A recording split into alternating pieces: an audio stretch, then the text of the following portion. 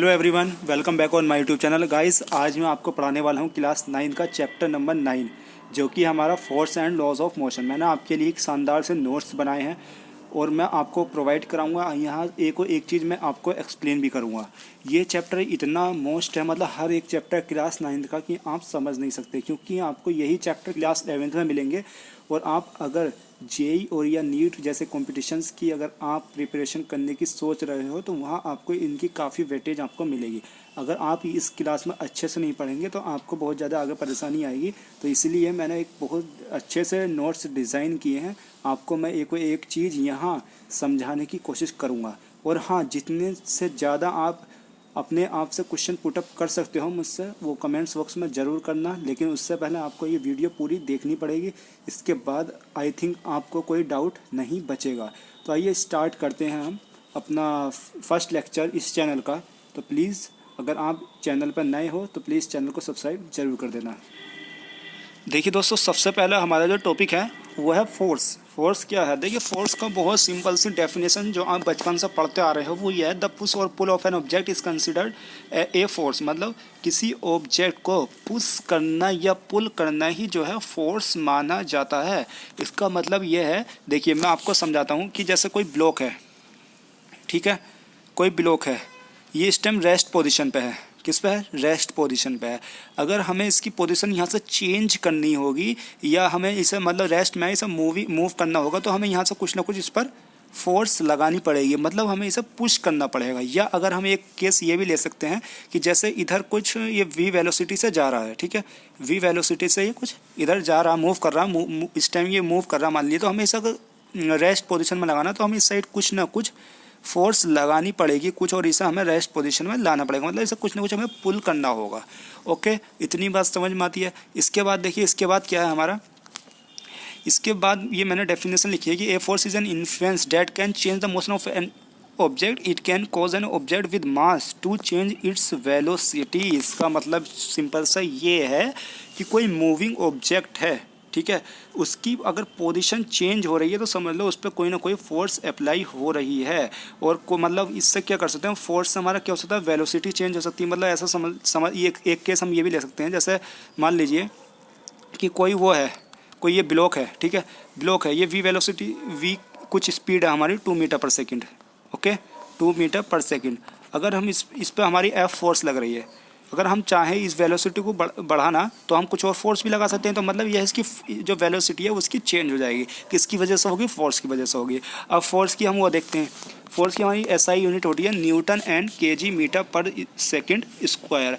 I think आपको force तो समझ में आ गया, बहुत सिंपल सा कॉन्सेप्ट है।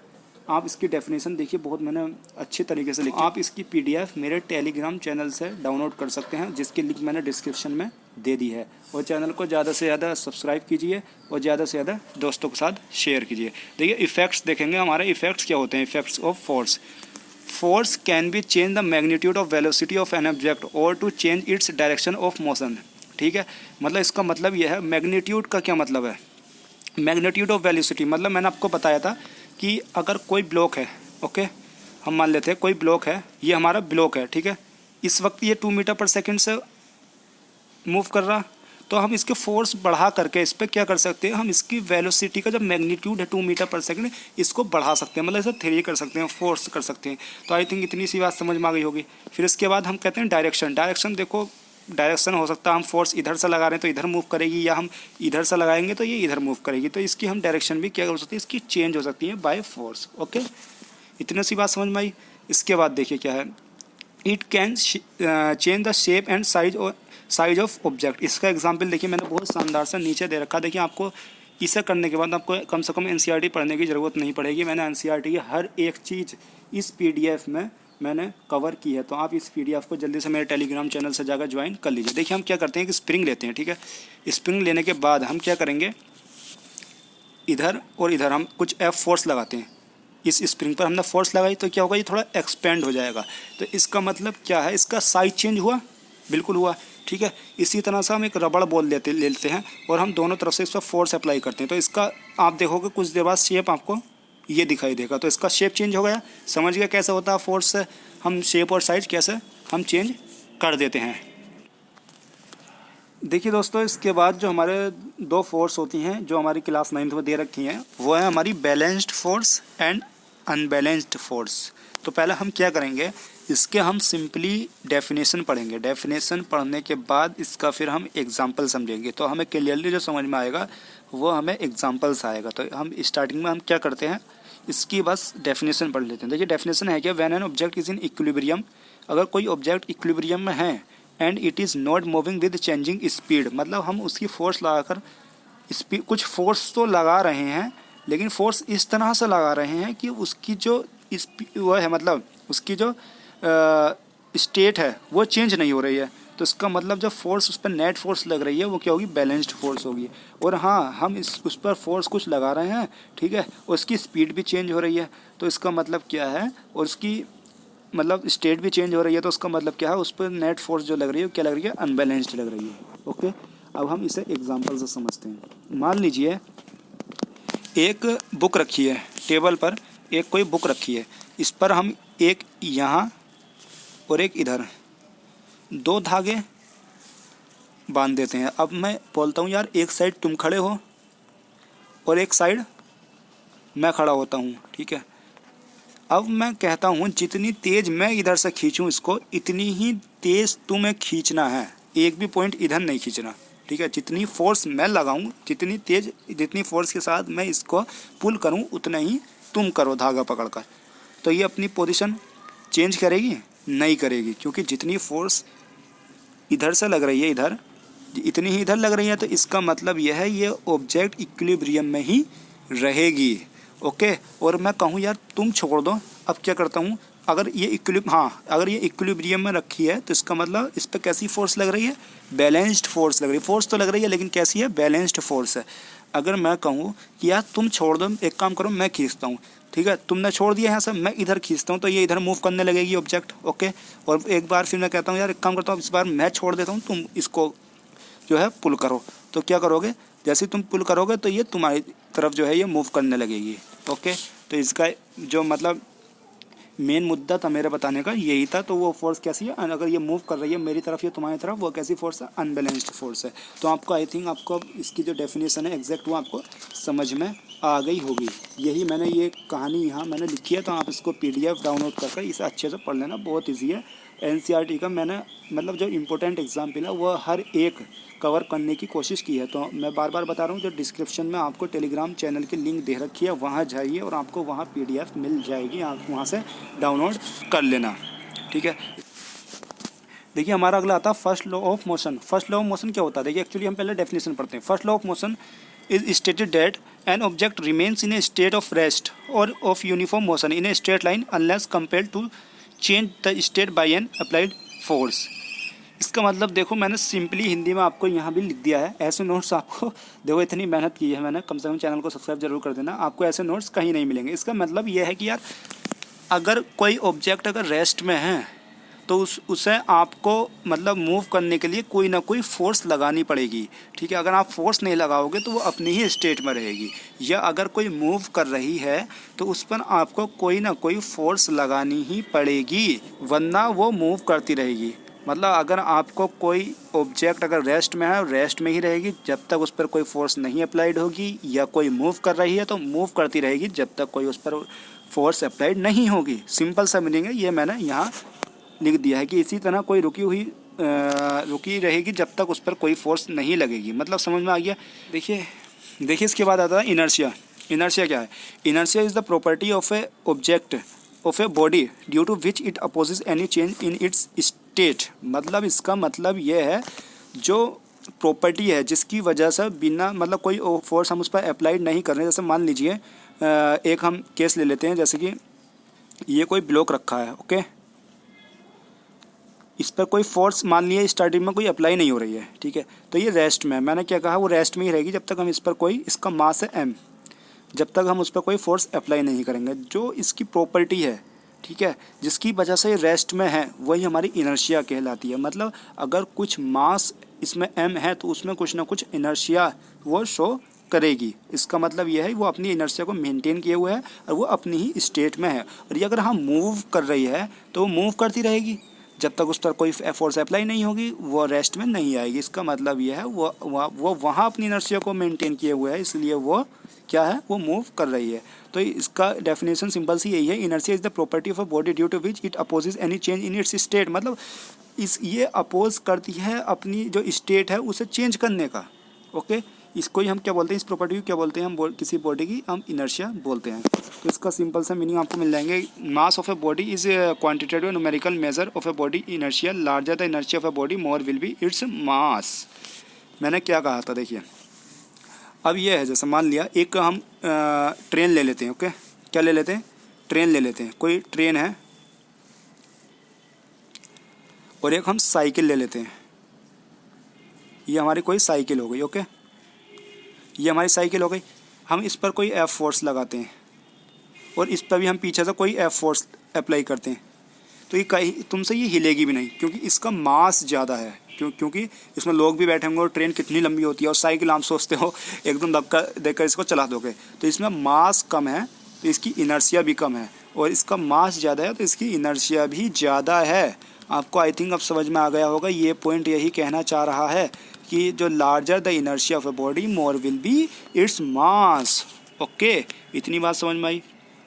अब आगे क्या है ये देखिए, यहाँ मैंने लिख दिया, अगर यहाँ सोचिए अगर इनर्शिया किसी भी ऑब्जेक्ट की स्टेट में बदलाव होने का अपोज कर दिया, इसका मतलब inertia directly proportional to mass, जितना ज़्यादा मास इतनी ज़्यादा इनर्शिया। आपको आई थिंक इतना समझ में आ गया होगा, बहुत ज़्यादा मैंने इजी आपके लिए बना दिया। जो इसीलिए हम फर्स्ट लॉ ऑफ मोशन को भी लॉ ऑफ इनर्शिया कहते हैं। मतलब फर्स्ट लॉ ऑफ मोशन का भी यही मतलब है कि भाई अगर कोई ऑब्जेक्ट रेस्ट में ही रहेगी, तो इनर्शिया भी यही कहती है, हमारे अंदर इनर्शिया है भाई, मैं हिलूंगी नहीं जब तक मुझ पर कोई फोर्स अप्लाई नहीं होगी। तो इसलिए फर्स्ट लॉ ऑफ मोशन को लॉ ऑफ इनर्शिया भी हम बोल देते हैं। आ गया समझ में। अब हम इनर्शिया ऑफ रेस्ट समझते हैं। हम पहले, a body can not change it's state by rest by itself. मतलब हम एक एग्जाम्पल लेते हैं, एक कोई राइडर है, ठीक है, एक राइडर है, वो हॉर्स पर बैठा। अब क्या हुआ, सडनली जो है हॉर्स चलने लगा, ठीक है। अब हॉर्स जो था उसने तो अपनी स्टेट चेंज कर ली, मतलब वो मोशन में हो गया, लेकिन राइडर में भी तो कोई मास है, उसकी तो अपनी इनर्शिया है, तो इनर्शिया उसको मोशन में होने के लिए अपोज करेगी, जिसकी वजह से वो क्या होगा, पीछे की तरफ गिर जाएगा। इतना आया समझ में, ठीक है। फिर हम आगे चलते हैं। ये बस वाला एग्जाम्पल है, यहाँ आपका एनसीईआरटी में मिल जाएगा, इसी बेसिस पर ये वाला एग्जाम्पल आप समझ सकते हो।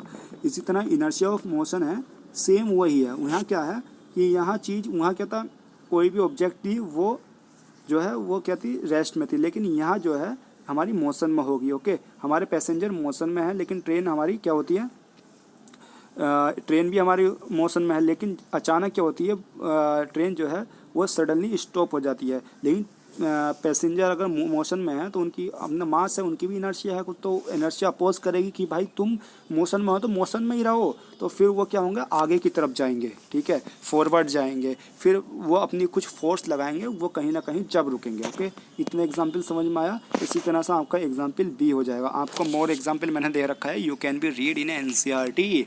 तो आपसे बस यही रिक्वेस्ट है कि आप जल्दी से इस पीडीएफ को टेलीग्राम चैनल ज्वाइन कर लीजिए। आपको वहाँ बहुत सारा मतलब मटेरियल में डालना स्टार्ट कर रहा हूँ, आपको वीडियो भी प्रोवाइड कराऊंगा, और आपको वहाँ जो है ऑब्जेक्टिव क्वेश्चन भी मिलते रहेंगे। अगर क्लास 10th के भी स्टूडेंट हैं तो वहाँ मैं क्लास 10 से भी रिलेटेड डालता रहता हूँ। पहले मैं 9th का कंप्लीट करूँगा, फिर मैं 10th 11th 12th, इसी तरह से मैं आगे जाता रहूँगा। बस आपसे ये की रिक्वेस्ट है कि जल्दी से जल्दी सपोर्ट कीजिएगा। देखिए नेक्स्ट टॉपिक आता है हमारा सेकंड लॉ ऑफ मोशन। तो सेकंड लॉ ऑफ मोशन समझने से पहले हम एक चीज़, यहाँ एक टर्म आपको मिलेगी जो कि है, देखिए आपको दिख रहा होगा मोमेंटम। ओके, एक मिनट रुकिएगा, यहाँ आपको मिलेगा मोमेंटम ऑफ एन ऑब्जेक्ट। तो हम सबसे पहले क्या करते हैं, हम इस मोमेंटम को समझते हैं, मोमेंटम होता क्या है, ठीक है, rate of change of momentum. Actually है कि मोमेंटम, एक बार क्या हुआ, ऐसा समझ लीजिए कि 3-4 लोग जो है, एक गाड़ी थी, क्या थी, एक गाड़ी थी कुछ इस टाइप की। ओके, ये कोई गाड़ी थी, 3-4 लोग जो है इसे धक्का लगा रहे थे, इस पर कुछ फोर्स अप्लाई कर रहे थे इसे धक्का लगाने के लिए, लेकिन पीछे बैठे थे न्यूटन जी। ओके, न्यूटन जी ने जब देखा कि जब वो रेस्ट में थी तो इन्हें बहुत ज़्यादा एफ लगानी पड़ी, मतलब फोर्स इन्हें बहुत ज़्यादा लगानी पड़ी इसे मोशन में लाने के लिए। ओके, और जैसे ही मोशन में ले आए एक बार तो उनको वही स्पीड मतलब फिर उनको क्या था, उन्हें धक्का लगाने में बहुत ज़्यादा फोर्स नहीं लगानी पड़ रही थी। आप प्रैक्टिकल भी कर सकते हैं, आपने किया भी होगा। तो यार उन्होंने सोचा कुछ ना कुछ तो इसमें है जो अलग से काम कर रहा है, ठीक है। तो क्योंकि मास तो इसका सेम था, मास इसका सेम था m1, चाहे उसको वेलोसिटी कुछ मिलने के बाद हो या जब वो ये जो है रेस्ट में थी जब हो, उसका मास तो सेम था, लेकिन कुछ ना कुछ इसका डिपेंड कर रहा है किस पर, वेलोसिटी पर।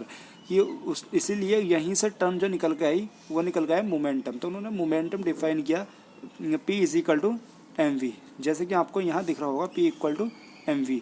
अब P इक्वल टू mv है, ठीक है। यहाँ क्या है देखिए, मास तो यहाँ सेम रहेगा लेकिन वेलोसिटी जो है वो चेंज हो रही है। तो जैसे जैसे वेलोसिटी बढ़ी तो उसका मोमेंटम बढ़ा तो जितना ज़्यादा मोमेंटम बढ़ता गया उतनी ज़्यादा हमें फोर्स कम अप्लाई करनी पड़ेगी। ओके, इतनी बात समझ में आती है। अब चलते हैं हम इसकी डेफिनेशन पर। मोमेंटम को ही सेकंड लॉ ऑफ मोशन से जो है रिलेट किया कि जो rate of change of momentum है, ठीक है, वो किसके प्रोपोर्शनल होगा, जो उस पर अनबैलेंस्ड फोर्स लगाई जा रही है। तुमने देखा होगा यार, मैंने बताया कि जैसे वो मोमेंटम पकड़ती गई हमें उतने ही कम में फोर्स लगानी हमें पड़ रही है। तो हम क्या करेंगे, इसके लिए एक फार्मूला भी हम ड्राइव करेंगे जो आपको मैं आगे दिखाता हूँ। देखिए है क्या, इसके पहले कुछ की पॉइंट्स देख लीजिए कि momentum has both direction and magnitude, ठीक है, दोनों इसके डायरेक्शन भी होती है, मैग्नीट्यूड भी होता है। एंड ऐसा यूनिट ऑफ मोमेंटम जो है वो है किलोग्राम मीटर पर सेकेंड। ओके, क्या है, किलोग्राम मीटर पर सेकंड। वहाँ क्या था, किलोग्राम पर सेकंड मीटर पर सेकंड स्क्वायर, ऐसा यूनिट जो हमारी फोर्स की थी और क्या थी, न्यूटन थी वहाँ। ओके, तो ये हमारी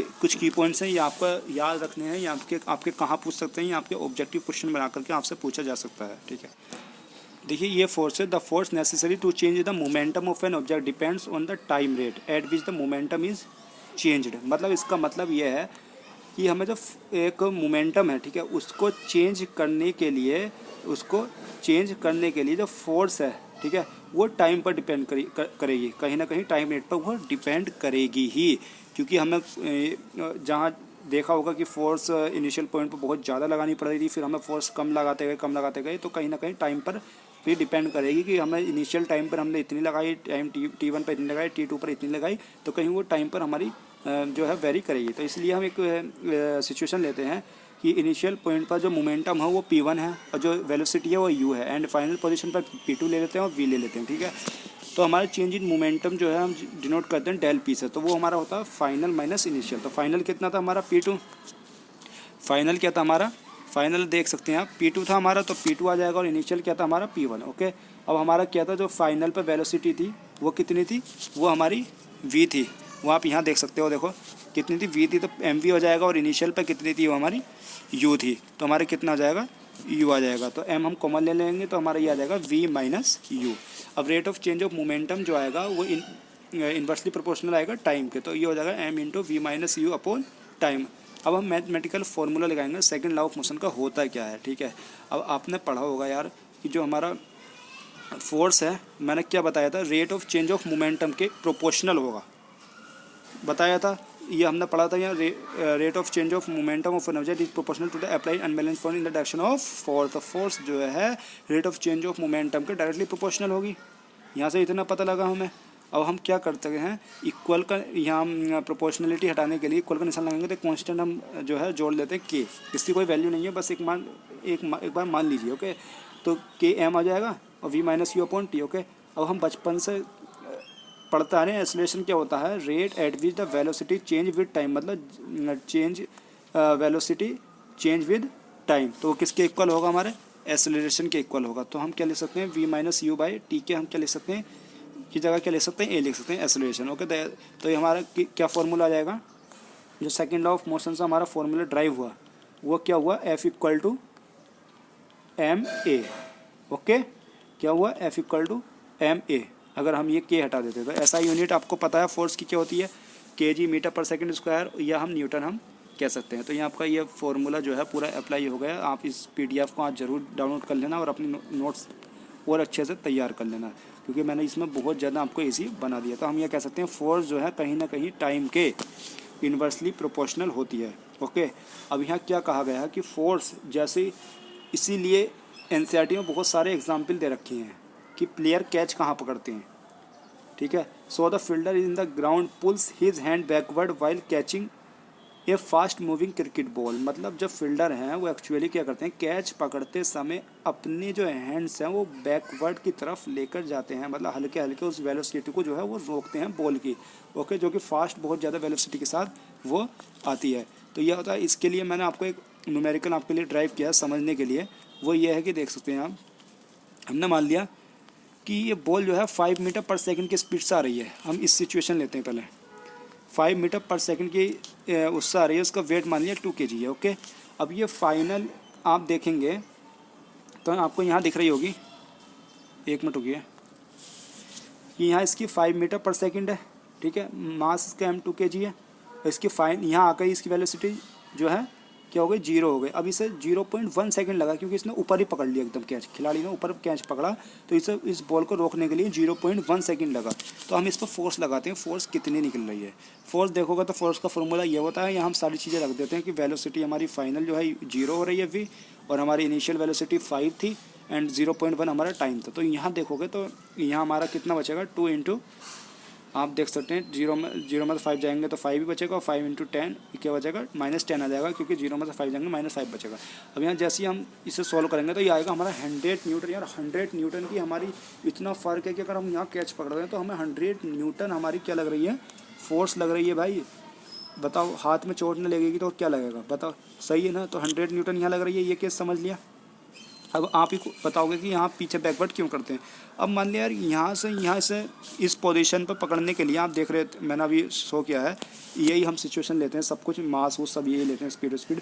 यहाँ इसे रोकने के लिए 0.1 सेकंड लगा, लेकिन इसने थोड़ा नीचे लेकर गया, ठीक है। तो मान लिया यहाँ रोकने के लिए सर 2 सेकंड का टाइम लिया उसने बॉल को रोकने के लिए, बैकवर्ड हुआ, हाथ लेकर गया, तो वेलोसिटी 0 करने के लिए 2 सेकंड लगे। तो हम अगर इस केस में अगर हम सोल्व करते हैं, अगर हम इसको इस केस में अगर हम सोल्व करने की कोशिश करते हैं तो देखिए हमारा क्या आता है, हम सारी वैल्यू रखेंगे तो ओनली 5 न्यूटन यार। तो इसीलिए आप समझ गए कि बैकवर्ड क्यों लेकर के जाते हैं, तो इसीलिए लेकर जाते हैं। अगर हम इतनी आगे पकड़ रहे थे तो हमारे इतनी फोर्स लग रही थी 100 न्यूटन, जिसमें हमारे हाथ में चोट लगने का भी खतरा था, लेकिन अब हमारी 5 न्यूटन लग रही है, तो बहुत कम फोर्स है 100 न्यूटन के मुकाबले। तो यहाँ हम क्या करेंगे, सिंपली उसको रोक लेंगे, ओके। देखिए थर्ड लॉ ऑफ मोशन का जो है सबसे अच्छा आपको एग्जाम्पल अगर लेना है तो अभी जाइए और एक बार दीवार में घुसा मारिए, ठीक है भाई। जितनी चोट आप दीवार के मारोगे ना उतनी चोट आपके भी लगेगी। इसका मतलब ये है जितनी फोर्स आप दीवार पर लगा रहे हो उतनी ही फोर्स दीवार आप पर भी लगाएगी, और सेम मैग्नीट्यूड की होगी वो। यही हमारा थर्ड लॉ ऑफ मोशन कैसा कहता है, आप डेफिनेशन पढ़ सकते हैं। It is state that when one object exert a force on another object then the second object instantaneously exert a force back, okay. आपको समझ में आ गया होगा कि जितनी फोर्स अगर हम किसी ऑब्जेक्ट पर लगा रहे हैं तो सबसे पहले तो ये जरूरी है कि 2 ऑब्जेक्ट होनी चाहिए, ठीक है। अगर हम जितनी ऑब्जेक्ट पहली दूसरी ऑब्जेक्ट पर लगाएंगे वो वापस हमारी इतनी ही मैग्नीट्यूड की फोर्स, सेम फोर्स हम पर लगाएगी। इस आप देख सकते हैं इसका एग्जांपल मैंने, और ये फोर्स हमेशा कैसे होंगी ये आप मैंने एग्जांपल यहाँ डाल दिया है। देखिए ये हमेशा these 2 forces are always equal in magnitude, मतलब सेम मैग्नीट्यूड की होगी। जितना तुम लगाओगे उतना ही वो तुम पर लगाएगी। मैंने भाई दीवार में घुसा मारने का एग्जांपल सबसे बढ़िया आपको दिया है। एग्जांपल मैंने यहाँ दूसरा डाला कि when you jump your legs apply a force to the ground and the ground applies and the equal and opposite reaction force. इसका मतलब ये है जब आप जंप करते हो ग्राउंड पर, मतलब आप एक काम करिए, आप अपनी छत से जाइए और नीचे कूद जाइए, ठीक है।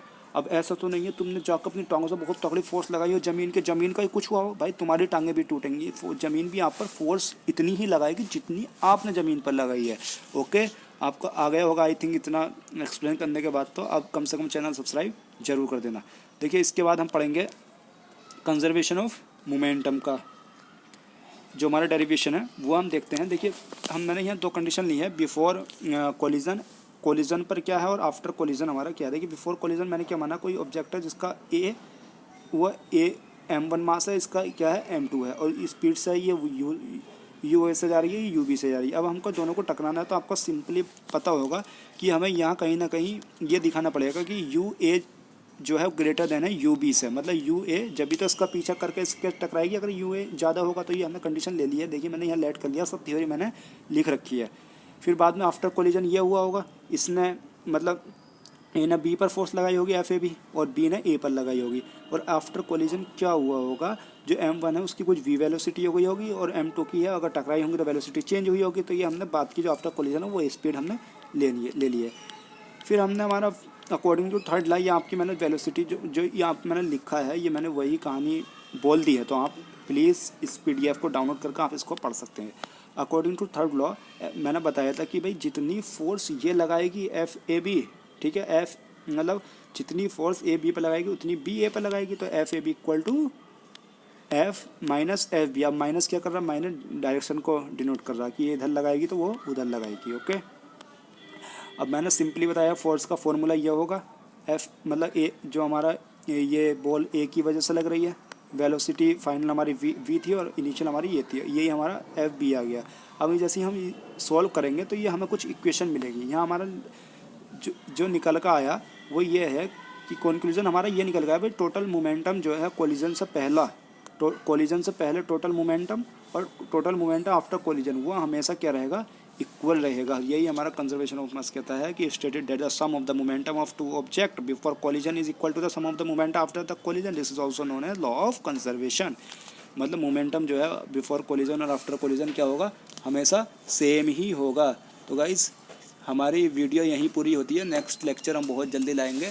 तो आपसे बस यही रिक्वेस्ट है कि अगर आपको वीडियो अच्छी लगी हो तो प्लीज़ चैनल को सब्सक्राइब और वीडियो को ज़्यादा से ज़्यादा शेयर ज़रूर करना। Thank you.